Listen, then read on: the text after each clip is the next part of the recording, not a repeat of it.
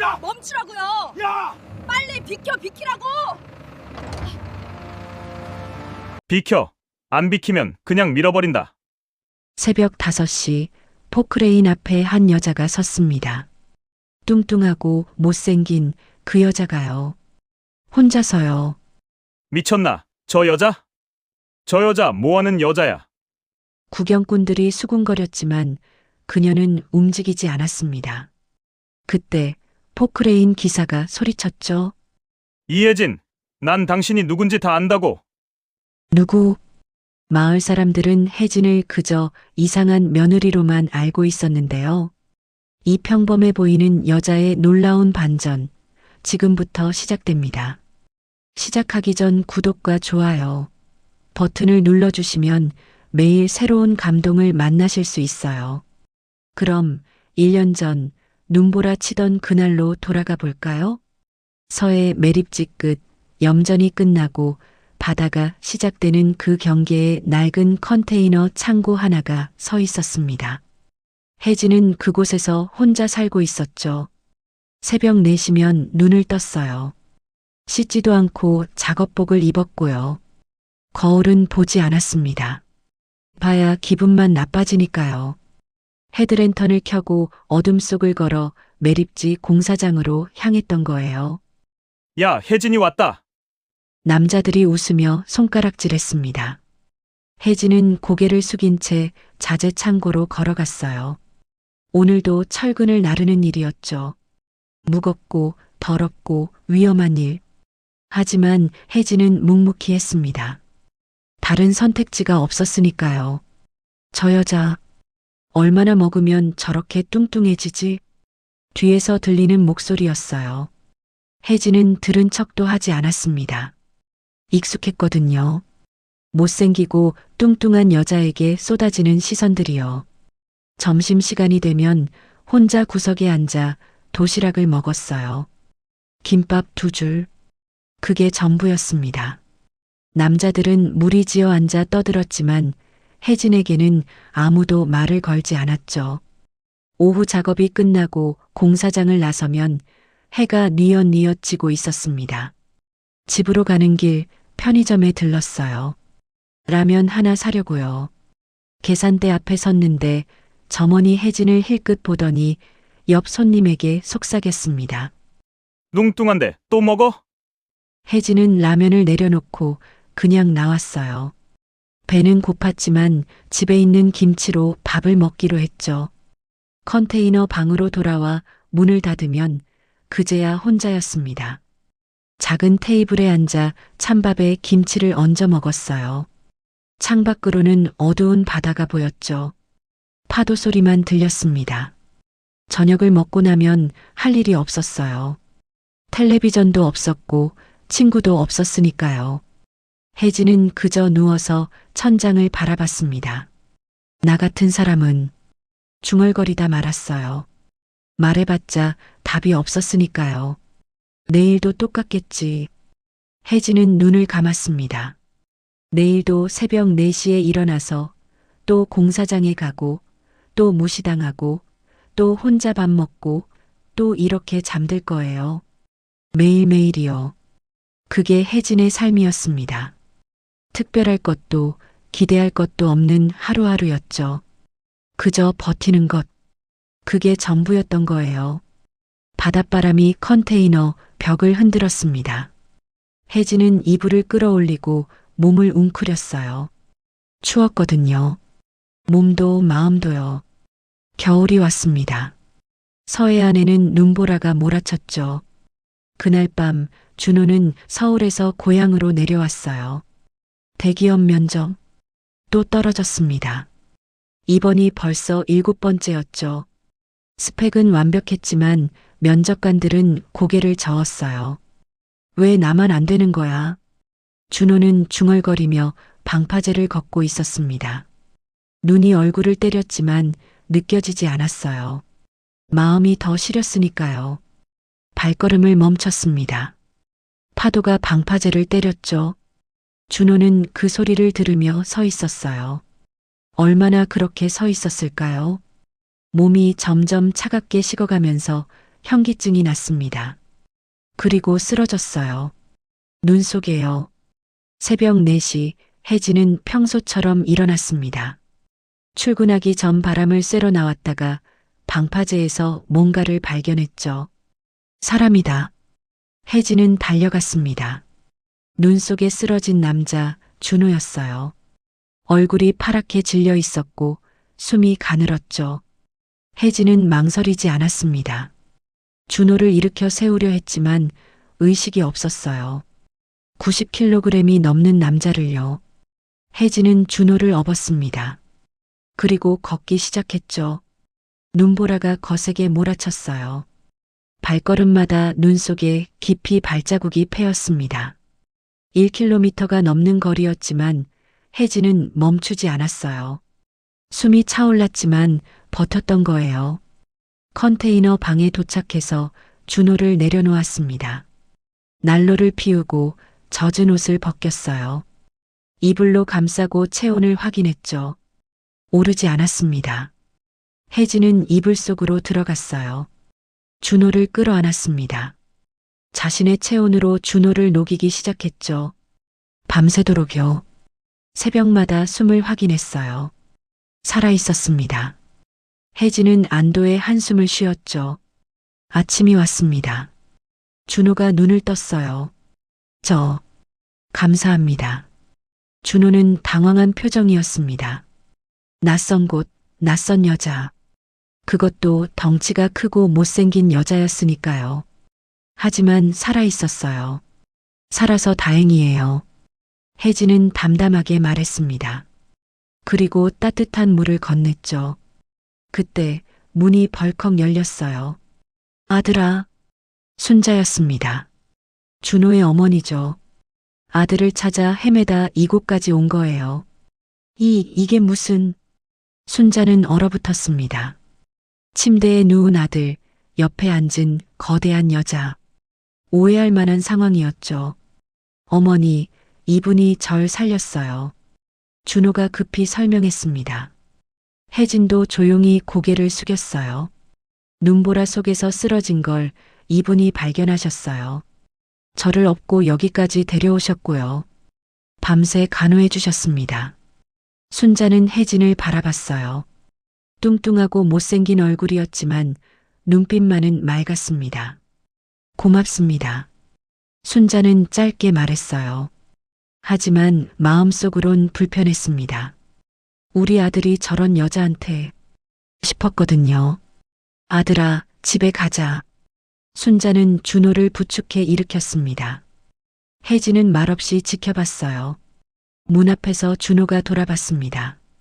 정말 감사했습니다. 은혜 꼭 갚겠습니다.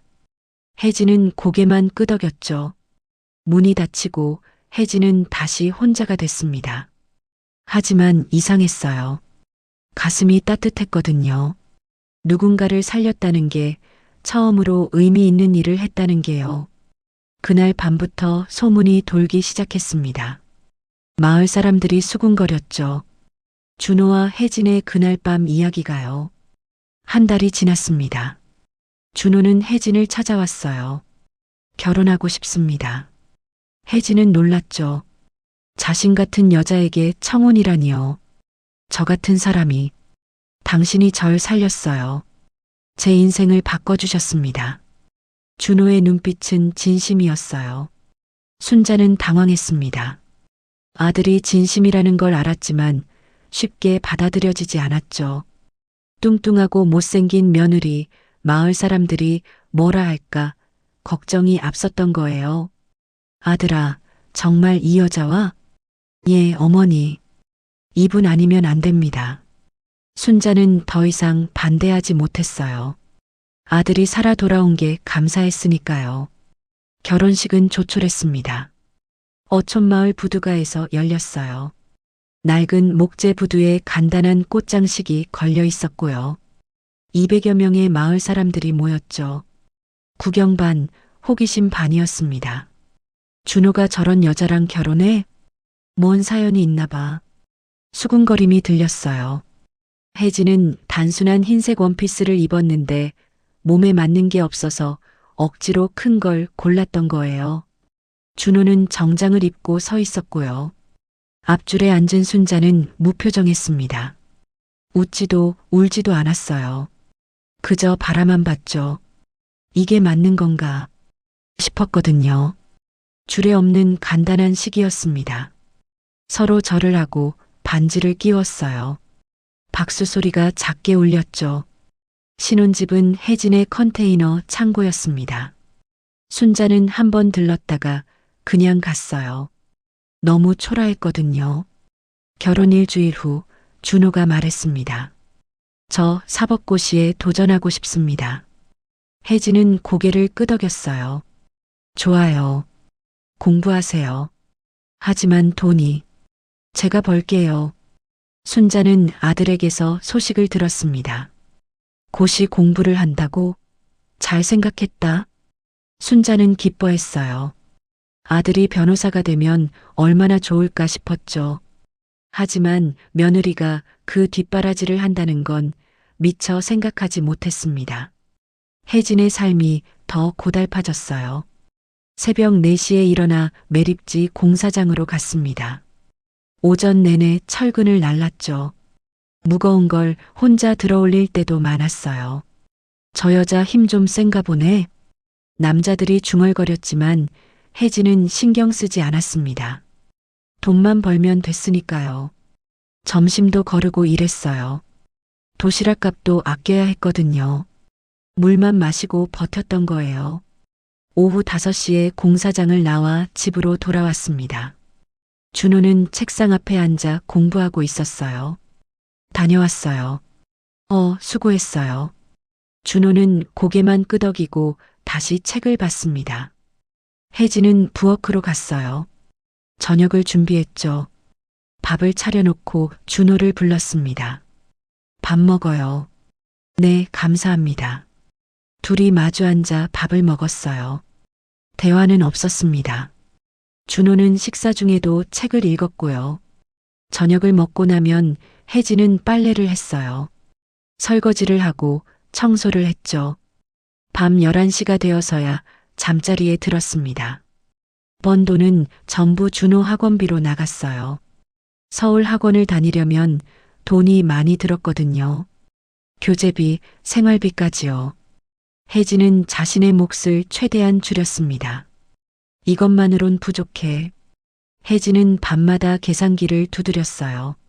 막노동만으로는 턱없이 부족했던 거예요. 순자는 가끔 들렀습니다. 며느리가 일하는 걸 알고 있었지만 얼마나 힘든지는 몰랐어요. 묻지도 않았죠. 그냥 밥 한 끼 먹고 가는 게 전부였습니다. 어머니, 잘 다녀가세요. 그래. 순자는 짧게 대답하고 나갔어요. 며느리에게 관심이 없었던 거예요. 아들만 잘 되면 그만이었죠.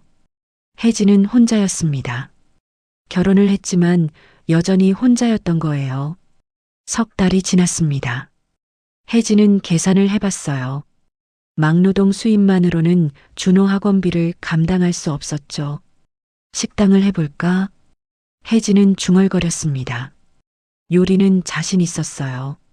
어머니가 살아계실 때 배웠거든요.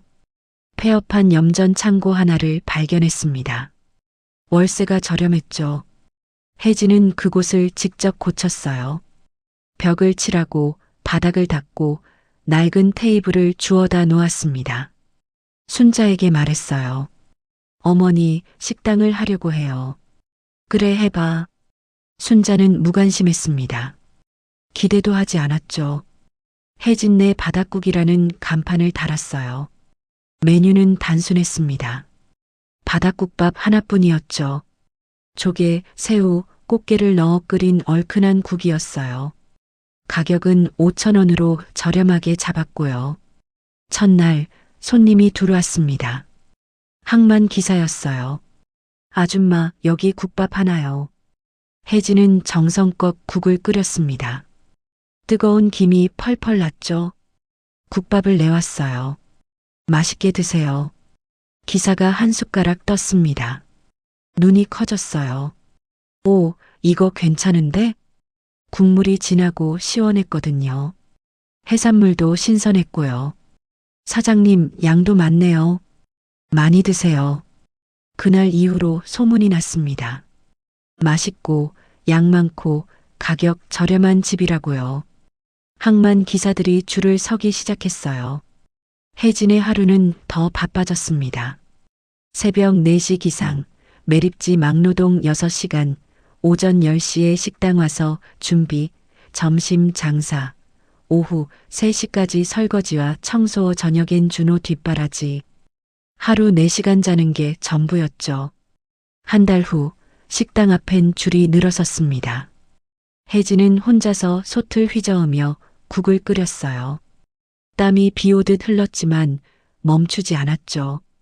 그 모습을 지켜보는 사람이 있었습니다. 조명득이었어요. 조명득은 인근에서 대형 식당을 운영했습니다. 매립지 개발 이권까지 손을 뻗치고 있었죠. 혜진의 식당이 잘 되는 게 눈엣 가시였던 거예요. 저런 뚱뚱한 여자가 장사는 잘하네. 조명득은 비웃었습니다. 그리고 움직이기 시작했죠. 마을 단톡방에 글이 올라왔어요. 혜진네 바닷국 위생 엉망이래요. 허가도 제대로 안 받았대요. 수상한 사람들이 드나든대요. 거짓 소문이었습니다. 하지만 빠르게 퍼졌죠. 구청 점검이 들어왔어요. 하지만 문제는 없었습니다. 혜진은 깨끗하게 관리하고 있었거든요. 이상 없습니다. 점검관이 돌아갔어요. 조명득은 화가 났습니다. 며칠 후 어느 늦은 오후였어요. 가게 문이 거칠게 열렸습니다. 험악한 얼굴에 용역 4명이 들어왔죠. 오늘로 끝내자. 한 사람이 솥 쪽으로 다가갔습니다. 발을 들어 올렸어요. 솥을 엎으려는 거였죠. 그 순간 혜진이 앞으로 나섰습니다. 말없이 손목을 붙잡았어요. 아! 용역의 얼굴이 일그러졌습니다. 혜진의 소나기가 강했거든요. 비틀리는 순간이었죠. 솥 엎기 전에 뜨거운 국밥이나 한 그릇씩 먹고 가시죠. 혜진은 힘을 풀지 않은 채 낮게 말했습니다. 가게 안이 조용해졌어요. 김이 모락모락 나는 바닷국이 눈앞에 있었습니다. 용역들은 당황했죠. 한 명이 배를 움켜쥐며 중얼거렸어요. 아, 오늘 아무것도 못 먹었잖아. 리더가 잠시 망설이다 말했습니다. 그래, 국밥이나 한 그릇씩 먹고 가자. 혜진은 손목을 놓고 국을 떴습니다. 4그릇을 차례로 내왔어요. 용역들은 서로 눈치를 보며 숟가락을 들었죠. 뜨거운 국물이 목으로 넘어갔습니다. 맛있네. 한 명이 중얼거렸어요. 험악하던 표정이 풀렸죠. 4사람은 말없이 국밥을 비웠습니다. 뜨거운 국 한 그릇이 차가운 마음을 녹였던 거예요. 잘 먹었습니다. 리더가 일어서며 말했습니다. 그리고 그냥 나갔어요. 솥을 엎지 않고요. 그날 이후 용역 몇 명은 다시 가게를 찾았습니다. 이번엔 위협이 아니라 손님으로요.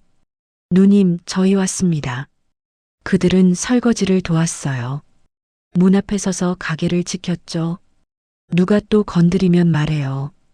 그렇게 그들은 조용히 가게를 지키는 바다 식구가 됐습니다. 멀리서 이 모습을 지켜보던 순자가 있었어요. 아무 말도 하지 않았습니다. 하지만 그날 저녁 가게에 남아 설거지를 하며 말했죠. 사람 배고픈 건 힘보다 먼저 오는 거더라. 혜진은 고개만 끄덕였습니다. 그날 이후 순자는 가게에 조금 더 자주 나왔어요. 말은 적었지만 며느리의 편에 서 있었던 거예요. 조명득은 포기하지 않았습니다. 더 악랄한 방법을 쓰기 시작했죠. 마을 단톡방에 글들이 올라왔어요. 혜진 전 남편이 있었대요. 빚쟁이래요. 준호 돈 때문에 결혼했대요. 모두 거짓이었습니다. 하지만 빠르게 퍼졌어요. 손님이 줄어들기 시작했습니다. 줄 서던 사람들이 하나둘 사라졌죠. 혜진은 말이 없었어요. 준호에게도 말하지 않았습니다. 그냥 더 일했죠. 새벽 막노동은 계속했고 손님 없는 식당에서도 국을 끓였어요. 혹시 한 명이라도 올까 싶어서요. 무릎이 아프기 시작했습니다. 붓고 저리고 걸을 때마다 욱신거렸어요. 밤마다 진통제를 삼켰죠. 하지만 아무에게도 말하지 않았습니다. 순자는 그날도 마을 단톡방을 보고 있었어요. 며느리를 흉보는 글들이 계속 올라왔죠. 저런 뚱뚱한 여자가 뭘 할 수 있겠어. 준호는 왜 저런 여자랑. 순자의 가슴이 아팠습니다. 예전에는 자신도 그렇게 생각했거든요. 며느리가 못생기고 뚱뚱해서 창피했었죠. 하지만 이젠 달랐어요. 며느리가 얼마나 힘들게 사는지 봐왔으니까요. 순자는 가게로 달려갔습니다. 혜진이 혼자 솥 앞에 서 있었어요. 손님 하나 없는 텅 빈 가게였죠. 혜진아. 순자가 불렀습니다. 혜진이 고개를 들었어요. 그때 가게 밖에서 소란이 들렸습니다. 동네 사람들이 모여서 수군거리고 있었죠. 순자는 밖으로 나갔어요. 잠깐만요. 사람들이 순자를 봤습니다. 어머니, 왜 그러세요? 순자는 심호흡을 했어요. 그리고 크게 말했습니다. 우리 며느리는요. 사람들이 귀를 기울였죠. 전 천하장사 씨름 선수였습니다. 정적이 흘렀어요. 네, 천하장사? 씨름? 그 혜진 씨가? 누군가 핸드폰을 꺼냈습니다. 검색을 했어요. 진짜다. 전국체전 3연패. 헐, 대박. 과거 경기 영상이 돌기 시작했어요. 화려한 기술로 상대를 제압하는 혜진의 모습이었죠. 와, 저게 혜진 씨야? 사람들은 놀랐습니다. 하지만 댓글들도 봤어요. 외모는 볼품없는 챔피언. 사람들이 숙연해졌습니다. 혜진이 얼마나 많은 상처를 받았을지 알 것 같았거든요. 순자가 다시 말했어요. 우리 며느리는 힘으로 사람을 때린 적 없어요. 목소리가 떨렸습니다. 국밥으로 사람을 먹였어요. 우리 아들을 살렸고 밤낮으로 일하며 이 집을 지켰어요. 순자는 처음으로 우리 며느리라고 불렀습니다. 진심을 담아서요. 가게 안에서 혜진이 듣고 있었어요. 눈물이 흘러내렸죠. 어머니, 조용히 중얼거렸습니다. 그날 이후 마을 분위기가 바뀌었어요. 단톡방에 사과 글이 줄줄이 올라왔죠. 혜진 씨 몰라봐서 죄송합니다. 국밥 먹으러 갈게요. 다음 날부터 손님이 다시 몰려왔습니다. 오히려 전보다 더 많았어요. 국가대표가 끓인 국밥. 진짜 맛있네요. 혜진은 묵묵히 국을 끓였습니다. 달라진 건 없었어요. 여전히 정성껏 국을 끓이고 웃으며 손님을 맞았죠. 하지만 혜진의 마음속엔 무언가 따뜻한 게 생겼습니다. 순자가 우리 며느리라고 불러준 그 순간이요. 그날 밤 순자가 가게에 왔어요. 설거지를 하며 말했습니다. 미안하다, 혜진아. 진작 네 편이 돼줄걸. 혜진은 고개를 저었어요. 아니에요, 어머니. 이제라도. 감사해요. 두 사람은 말없이 함께 설거지를 했습니다. 말은 적었지만 마음은 가까워지고 있었던 거예요. 식당이 안정되고 석 달이 지났습니다. 준호가 말했어요. 혜진, 저 서울 고시원 가야 할 것 같아요. 마지막 1년 집중하고 싶어요. 혜진은 미소 지었습니다. 잘 다녀와요. 열심히만 하세요. 순자는 불안했어요. 며느리 혼자 남겨두는 게 걱정됐거든요. 혜진아, 괜찮겠니? 네, 어머니. 걱정 마세요. 준호가 떠났습니다. 혜진은 더 바빠졌어요. 새벽 4시 매립지 막노동. 오전 10시 식당 준비. 점심 장사. 오후 4시까지 설거지. 저녁엔 청소와 다음날 준비. 그리고 준호 생활비를 송금했습니다. 서울 고시원 월세, 학원비, 식비, 교재비. 한 달에 150만 원이 나갔어요. 혜진은 자신의 몫을 최대한 줄였습니다. 식당에서 남은 국으로 끼니를 때웠죠. 새 옷은 꿈도 못 꿨어요. 무릎이 점점 아파졌습니다. 아침에 일어날 때마다 욱신거렸어요. 걸을 때는 절뚝거렸죠.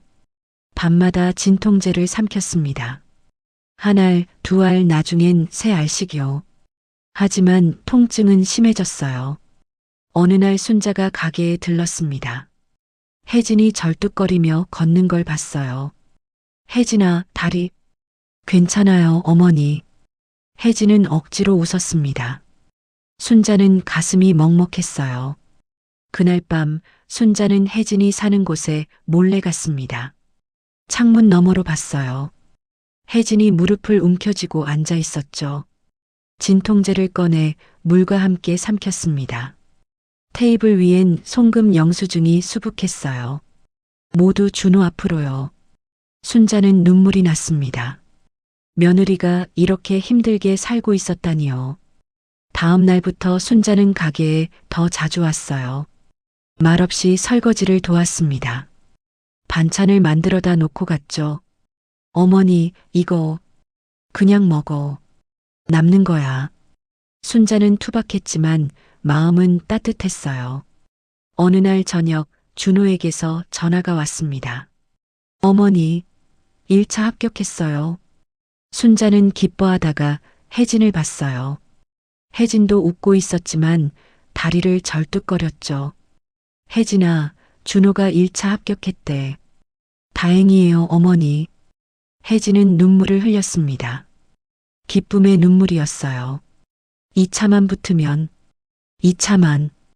혜진은 중얼거렸습니다. 그럼 준호가 변호사가 되는 거였죠. 그동안의 고생이 헛되지 않은 거였어요. 하지만 혜진의 무릎은 한계였습니다. 병원에 가야 했지만 돈이 없었어요. 준호 2차 시험비를 보내야 했거든요. 조금만 더. 혜진은 진통제를 또 삼켰습니다. 순자는 그런 며느리를 지켜봤어요. 말리고 싶었지만 할 수 없었죠. 며느리의 선택을 존중해야 한다고 생각했으니까요. 대신 순자는 가게 일을 더 많이 도왔습니다. 무거운 것을 들어주고 설거지를 하고 청소를 했어요. 어머니, 제가 할게요. 니는 좀 쉬어. 순자는 며느리를 의자에 앉혔습니다. 혜진은 처음으로 손님처럼 앉아 있었어요. 순자가 국을 떠서 가져왔습니다. 먹어. 어머니, 말하지 말고 먹어. 혜진은 숟가락을 들었어요. 뜨거운 국물이 목으로 넘어갔습니다. 눈물이 또 흘렀죠. 고마워요, 어머니. 고맙긴. 진작 이렇게 할 걸. 두 사람은 말없이 앉아 있었습니다. 서로의 마음을 알고 있었거든요. 밤이 깊어갔습니다. 혜진의 무릎은 더 부어올랐어요. 하지만 내일도 일어나야 했습니다. 준호를 위해서요. 조명득은 마지막 수를 썼습니다. 매립지 불법 개발을 강행하기로 한 거예요. 혜진의 식당이 있는 자리, 그곳을 밀어버리기로 했죠. 새벽 5시 포크레인이 들어왔습니다. 혜진은 그 소리에 잠에서 깼어요. 밖으로 나갔죠. 거대한 포크레인이 식당 앞에 서 있었습니다. 혜진은 포크레인 앞으로 걸어갔어요. 절뚝거리며요. 그리고 섰습니다. 혼자서요. 비켜. 안 비키면 밀어버린다. 포크레인 기사가 소리쳤습니다. 혜진은 움직이지 않았어요. 다리가 후들거렸지만 버텼죠. 사람들이 모여들기 시작했습니다. 혜진 씨, 위험해요. 하지만 혜진은 그대로 섰습니다. 조명득이 나타났어요. 다들 속았어. 이 여자 폭력 선수였다고. 사람들이 웅성거렸습니다. 인터넷에 다 나와. 후배 때렸다며? 순간 사람들이 동요했어요. 누군가 핸드폰을 꺼내 검색했죠. 잠깐. 이거 조작된 기사잖아. 후배를 구하려다 다쳤대. 폭력이 아니라 그때였습니다. 잠깐만요. 정장 입은 남자가 나타났어요. 준호였습니다. 사람들이 놀랐죠. 준호? 합격했어? 순자가 달려왔습니다. 아들. 준호는 서류 뭉치를 꺼냈어요. 저는 변호사 박준호입니다. 사람들이 숙연해졌습니다. 조명득 씨의 불법 개발 증거를 확보했습니다. 준호가 서류를 펼쳤어요. 녹음 파일도 재생했죠. 조명득의 얼굴이 새하얘졌습니다. 경찰 이미 와 있습니다. 경찰차가 다가왔어요. 조명득은 연행됐습니다. 준호가 사람들을 향해 말했습니다. 제가 변호사가 될 수 있었던 건 목소리가 떨렸어요. 아내 혜진이 막노동과 식당으로 저의 뒷바라지를 해줬기 때문입니다. 사람들이 혜진을 봤습니다. 혜진은 못생겼고 뚱뚱하다고 무시받았지만 준호의 눈에 눈물이 맺혔죠. 제게는 어머니께는 이 마을에는 영웅입니다. 박수 소리가 터져 나왔어요. 그 순간이었습니다. 혜진의 무릎이 꺾였어요. 혜진 씨, 쓰러지는 혜진을 순자가 달려와 받았습니다. 며느리야. 순자가 혜진을 품에 안았어요. 처음으로 며느리라고 불렀죠. 진심을 다해서요.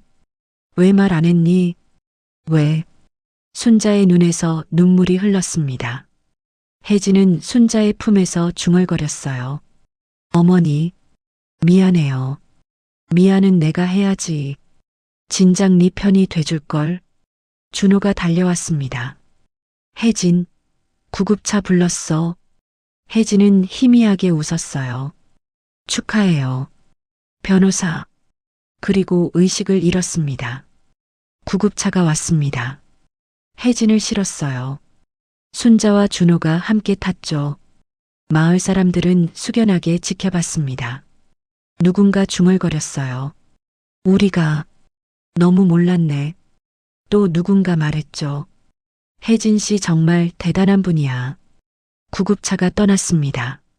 사이렌 소리가 새벽 바다를 가르며 울렸어요. 병원이었습니다. 의사가 말했어요. 무릎 인대 파열에 과로로 탈진하셨습니다. 조금만 늦었으면 큰일 날 뻔했어요. 준호는 고개를 숙였습니다. 제 잘못입니다.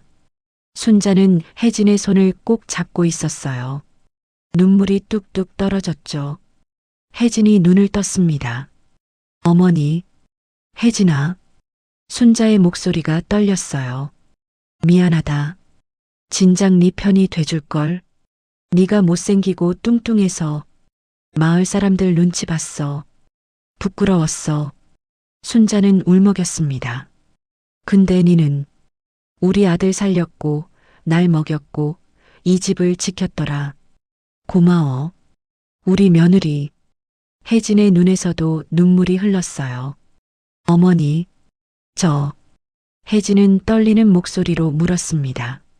저 어머니라고 불러도 될까요? 순자는 와락 혜진을 끌어안았습니다. 그럼 당연하지. 니는 내 딸이야. 준호도 두 사람을 안았어요. 세 사람은 한참을 울었습니다. 2주일 후 혜진은 퇴원했습니다. 식당이 다시 문을 열었어요. 하지만 이번엔 달랐습니다. 순자가 솥 앞에 서 있었던 거예요. 어머니, 제가 할게요. 아니야. 오늘은 내가 할게. 순자는 국을 끓이기 시작했습니다. 서툴렀지만 정성을 다했어요. 혜진은 밥상 앞에 앉아 있었습니다. 손님처럼요. 준호가 옆에 앉았어요. 혜진, 이제 쉬어. 당신이 해준 것 평생 갚을게. 혜진은 고개를 저었습니다. 갚을 거 없어요. 사랑했으니까요. 국이 끓었습니다. 순자가 정성껏 떠서 가져왔어요. 혜진아, 먹어. 혜진 앞에 놓인 뜨거운 국밥이었습니다. 어머니가 저한테. 혜진은 숟가락을 들다가 울음을 터뜨렸어요. 왜 우니? 고마워서요. 어머니. 순자도 눈물을 닦았습니다. 이제부터 내가 네 먹일게. 니는 좀 쉬어. 세 사람이 함께 밥상 앞에 앉았습니다. 처음으로요. 마을 사람들이 줄줄이 찾아왔어요. 혜진 씨, 미안했어요. 국밥 먹으러 왔어요. 식당 간판이 바뀌었습니다. 국가대표 혜진의 바닷국. 혜진은 웃었어요. 부끄럽지 않았습니다.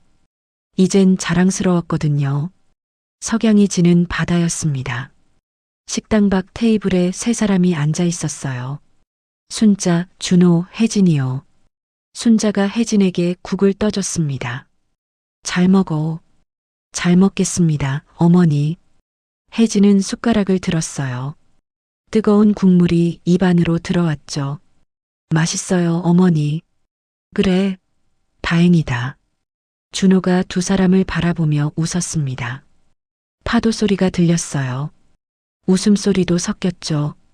힘은 누군가를 이기는 게 아니라 누군가를 일으키는 거였습니다.